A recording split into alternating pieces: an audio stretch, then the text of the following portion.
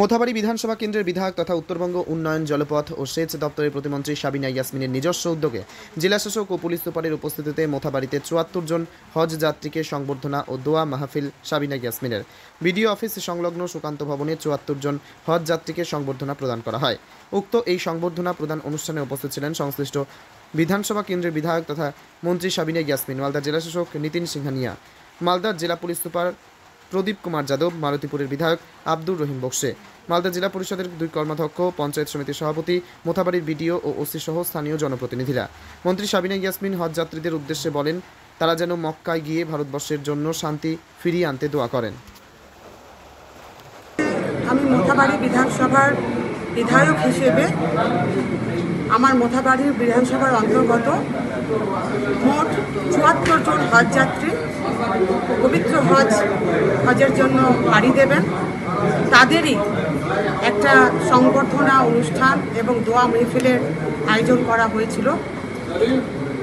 ওনারা ছাড়াও উপস্থিত ছিলেন ডিএমএসপি সহ আমাদের জেলা পরিষদের মেম্বাররা, প্রধানরা। আজকে এই মেহফিল, দোয়া মেহফিলের মধ্য দিয়ে আমি এতটুকুই বলতে চাই, সমস্ত হজ যাত্রীদের কাছে নিবেদন করতে চেয়েছি যে ওনারা ওখানে পবিত্র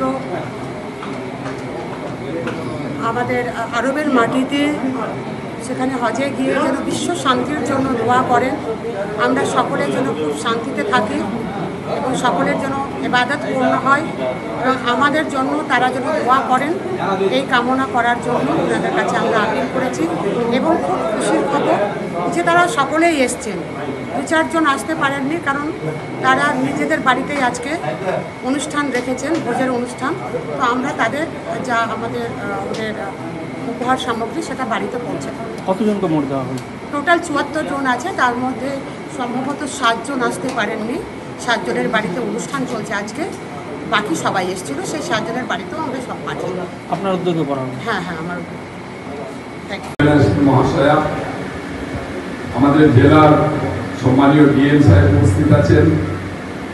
উপস্থিত আছেন আমাদের জেলার সম্মানীয় এসপি সাহেব সহ মঞ্চপ্রবিষ্ট সমস্ত সম্মানীয় বিশিষ্ট ব্যক্তিবর্গ, আর সামনে উপস্থিত আছেন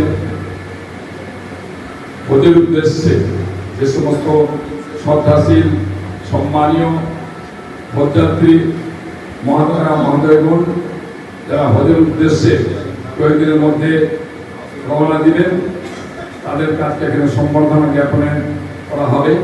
মোথাবাড়ি বিধানসভা কেন্দ্রের সম্মানীয় বিধায়িকা মাননীয় সাবিনা ইয়াসমিনের পক্ষ থেকে আমরা আন্তরিকভাবে ধন্যবাদ জানাচ্ছি সাবিনা ইয়াসমিন মহাশয়াকে। তিনি এই ধরনের একটা মহৎ উদ্যোগ গ্রহণের মধ্য দিয়ে যারা আজকে হজের উদ্দেশ্যে হজযাত্রায় যাবেন, তাদের সবাইকে এনে সাথে দোয়া মাহফিলের আয়োজন তিনি করেছেন। আমি আন্তরিকভাবে কৃতজ্ঞ ওনার কাছে।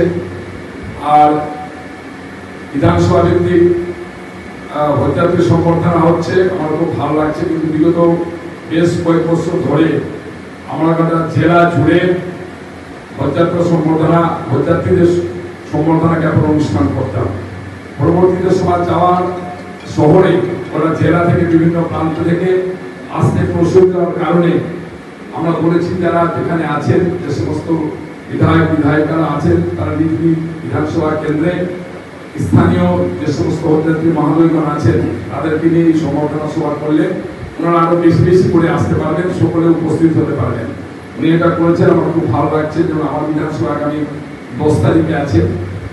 আমাদের হজযাত্রীর সংখ্যা একটু কমছে ইদানিংকালে, মানে কমার কারণ যেটা আছে সেটা আপনারা সকলেই জানেন, যে যাওয়ার যে খরচটা, তার পরিমাণটা অনেক গুণ বেড়ে গেছে। আর যে কোনো কারণ হচ্ছে না, ব্যাখ্যা জ্ঞান করছি না।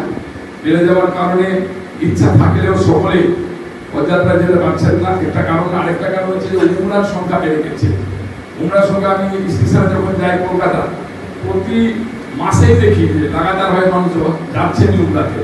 দলবদ্ধভাবে যেভাবে আপনারা হজযাত্রায় যাচ্ছেন, তারাও সেভাবে প্রবৎসরী যাচ্ছেন, ফলে একটা বড় অংশ সেখানে কমে গিয়ে জায়গাটা কমে যাচ্ছে। তবুও এবার প্রায় 650 আপনাদের সম্মানে আপনারা যাচ্ছেন হজযাত্রীরা, তারা প্রায় 650 মতো এভাবে যাচ্ছেন। বিগত দিনের সমানই প্রায়, একটু কম থাকলেও প্রায় সমানই আছেন। আমি আশা রাখবো যে মহান করম আল্লাহ তাআলা আপনাদের খোঁজ কবুল করবেন, আর আপনারা সকলেই আমাদের জন্য দোয়া করবেন। আমাদেরও দোয়া আপনাদের সকলের জন্য থাকবে।